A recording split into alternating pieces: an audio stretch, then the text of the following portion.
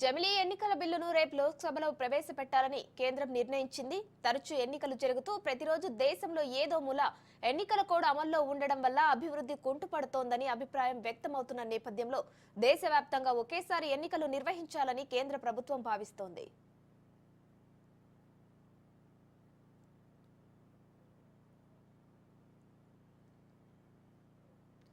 లోక్సభ, రాష్ట్ర అసెంబ్లీలకు ఏకకాలంలో ఎన్నికలు నిర్వహించాలని కేంద్రం భావిస్తోంది.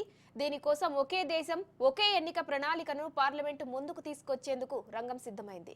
దీనికోసం ప్రతిపాదించిన 129వ రాజ్యాంగ సవరణ బిల్లును కేంద్ర న్యాయశాఖ మంత్రి అర్జున్ రామ్ మేఘ్వాల్ లోక్సభలో ప్రవేశపెట్టనున్నారు. తరచూ ఎన్నికల నిర్వహణ వల్ల వ్యయ ప్రయాసాలతో పాటు సమయం వృధా అవుతోందని బిల్లు లక్ష్యాలు, కారణాల్లో ప్రభుత్వం వివరించింది. జమిలీ ఎన్నికల వల్ల ప్రజాధనం, సమయం ఆదా అవుతుందని తెలిపింది. పదే పదే ఎన్నికల ప్రవర్తన నిబంధనలను అమలు చేయాల్సిన అవసరం ఉండదు కనుక అభివృద్ధి పనులు నిరాటంకంగా జరుగుతాయంది. ఎన్నికల విధులకు మానవ వనరుల వినియోగం తగ్గి ప్రభుత్వ ఉద్యోగుల సేవలు మరింతగా అందుబాటులోకి వస్తాయని తెలిపింది. ఈ కారణాల రీత్యా జమిలీ ఎన్నికల నిర్వహణ దేశానికెంతో అవసరమని బిల్లులో అభిప్రాయపడింది.